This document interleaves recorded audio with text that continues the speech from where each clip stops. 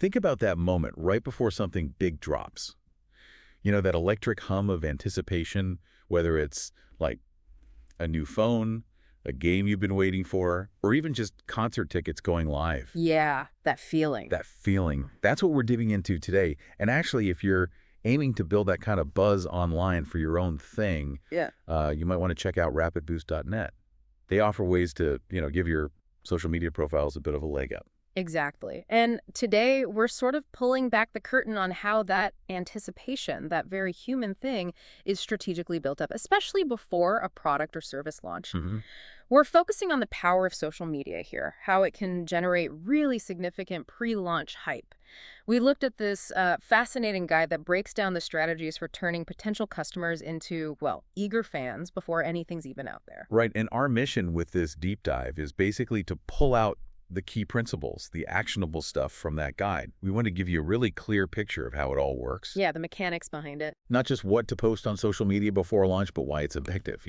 We'll look at some great examples, expert insights, because let's face it, in today's world, grabbing that pre-launch attention isn't just like a nice bonus. It often makes or breaks the launch. Oh, absolutely. It really does. I mean, we're just swamped with information constantly. So building that buzz beforehand, that initial excitement, it's critical for cutting through all that noise and making sure your launch actually, lands. Okay, so let's get right into it. Why does this pre-launch social media hype actually matter so much? What's the real advantage? Well, think about it like this. Attention is like the currency online today, right? So generating hype before you launch isn't just about making noise for a day. It's about priming your audience. Priming them. How so? You're basically building anticipation, creating this sense of maybe exclusivity or being an insider.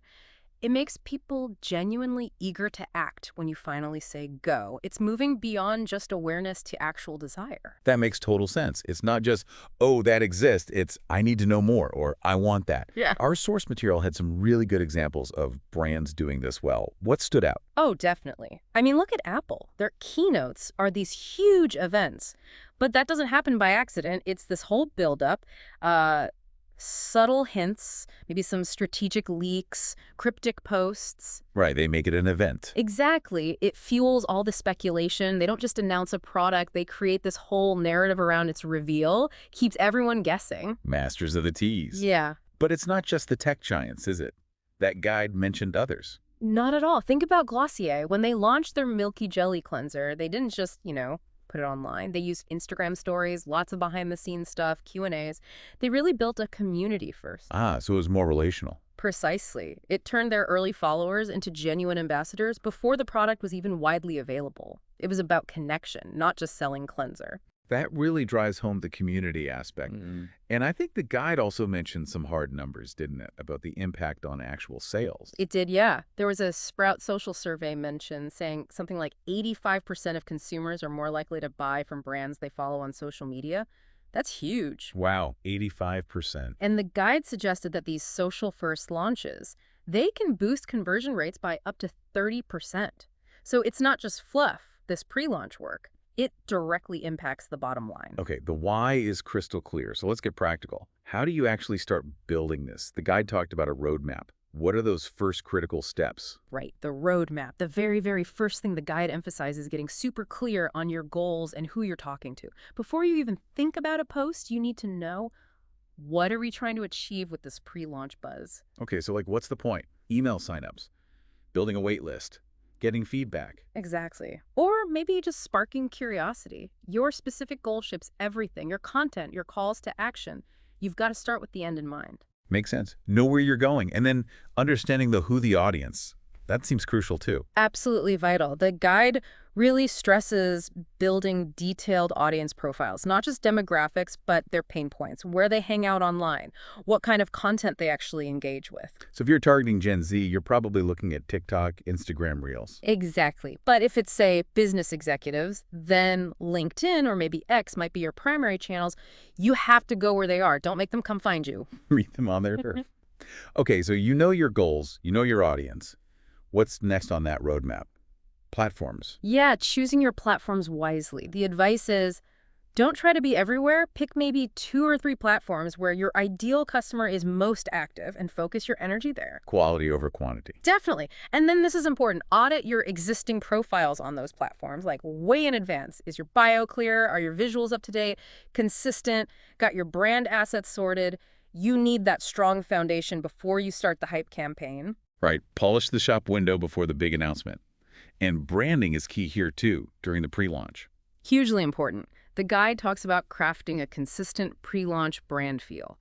That means cohesive visuals, a clear brand voice in your messages, and crucially, a memorable hashtag. Ah, the hashtag, like Yeah. hashtag countdown to Kindle. Exactly like that. Or hashtag now you can was another example. A good hashtag ties the whole campaign together across platforms, makes it trackable, and helps build that community buzz. It's the rally cry almost. The central thread. Okay, groundwork laid. Now the fun part, the content. What kind of stuff actually builds that hype effectively? Well, the guide highlights a few key types. Top of the list, teasers and sneak peeks. It's all about playing on mystery, you know? Intrigue. Yes. Think blurred images, maybe silhouette videos, cryptic captions, close-up shots that just hint at something. Aye. Enough to get people talking, but not giving the whole game away. Keeping them guessing. Did the guide have examples of this? Oh, yeah. Nike does this brilliantly. Sometimes they'll release super pixelated photos or just audio clips like the sound of a new shoe. It forces speculation. Right. And PlayStation 5. Ah, yes. The pre-launch used those really abstract black and white wave visuals, didn't show the console for ages. But it generated so much online chatter and trending hashtags as people try to figure out what it all meant. It's about sparking that conversation. Letting people's imaginations run wild. Fascinating. Okay, so teasers are key. What else? Sharing behind-the-scenes stuff, this is huge for building trust and connection. The guide really pushes authenticity here. Like showing the messy bits. Kind of. Show design sketches, maybe debates over packaging, funny outtakes, even mentioning small roadblocks. It humanizes the brand, makes it relatable, not just a corporate machine. You feel like you're getting an inside look. Less polished, more real. Exactly. The guide mentioned Dingle Whiskey. They apparently post about their distilling process, team meetings, even early packaging ideas. It reinforces their craft image, sure, but it also creates this FOMO, you know? Fear of missing out. You feel part of their journey. Making the audience feel like insiders. Yeah. I like that. What about using the people who are already fans? User-generated content, or UGC. It's absolute gold dust pre-launch. The guide suggests actively tagging early users or beta testers, encouraging them to share their thoughts or excitement. And then reposting their stuff. Definitely. It massively extends your reach, and it turns passive followers into active participants. It's that powerful social proof. Real people, real excitement. Like your best customers becoming your marketing team, almost. Did the guide suggest ways to encourage that UGC? Yeah, for example, if you're launching software, you could give early access to some micro-influencers or loyal customers. Ask for feedback, sure, but also for a shout-out. Their genuine take often resonates more than a big ad campaign. Okay, so teasers, behind the scenes, user content. What else helps build that final push? Countdowns and really clear calls to action. Countdowns are simple but effective daily posts, Instagram stickers, Twitter threads. They tap right into that anticipation, that urgency. Holding towards the date. But crucially, you need to pair those teasers and countdowns with a strong call to action. Don't just hint. Tell people what to do. Join the waitlist. Comment your guess. Tag a friend. Give the next step. Exactly. And as the guide notes, that engagement, the comments, the shares, the clicks, signals to the algorithms that your stuff is interesting, which can boost your visibility even more. Right. Feeding the machine while engaging the humans. Okay, so that covers the content types. The guide also talked about making things more interactive, right? Getting people involved. Yeah, interactive tactics are great for boosting engagement, like hosting live Q&A sessions or Ask Me Anything AMAs. On Instagram Live or Twitter Spaces. Exactly. Those platforms are perfect. It's an unfiltered conversation. You can answer questions directly, clear up confusion, maybe drop a few exclusive hints. It builds trust, makes people feel connected. That direct line seems powerful.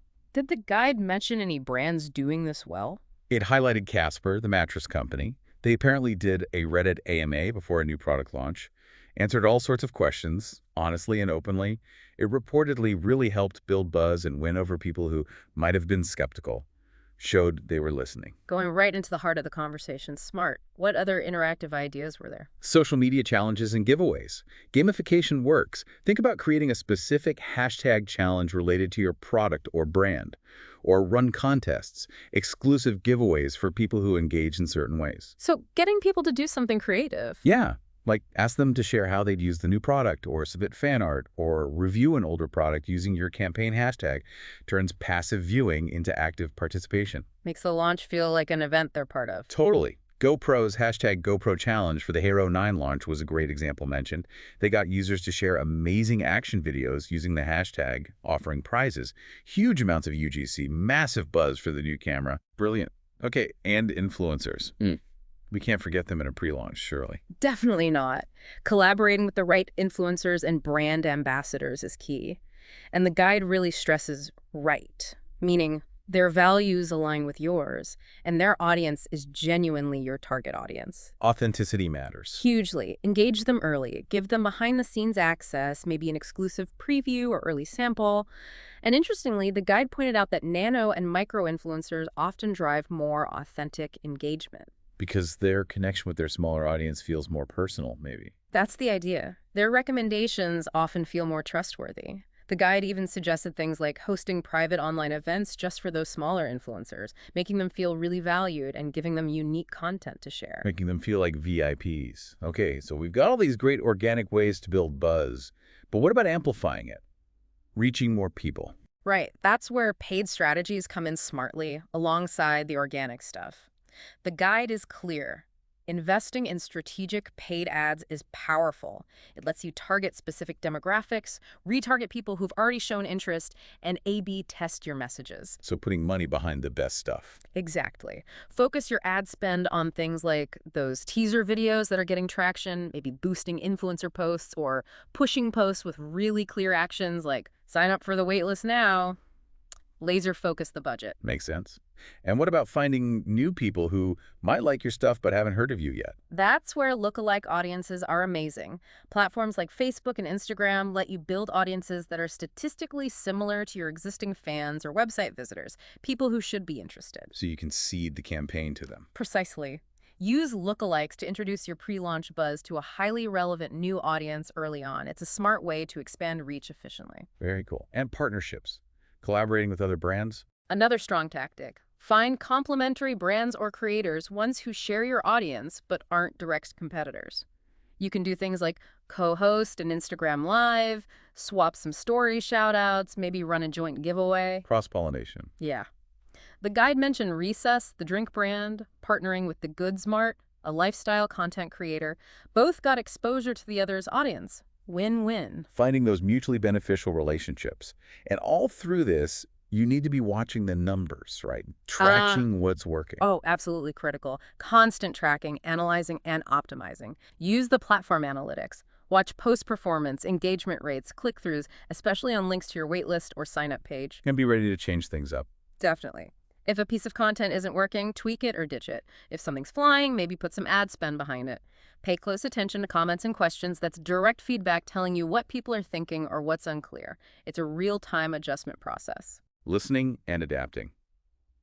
Okay, so beyond just the initial buzz, the guide also talked about building a loyal fan base during this phase. How does that work?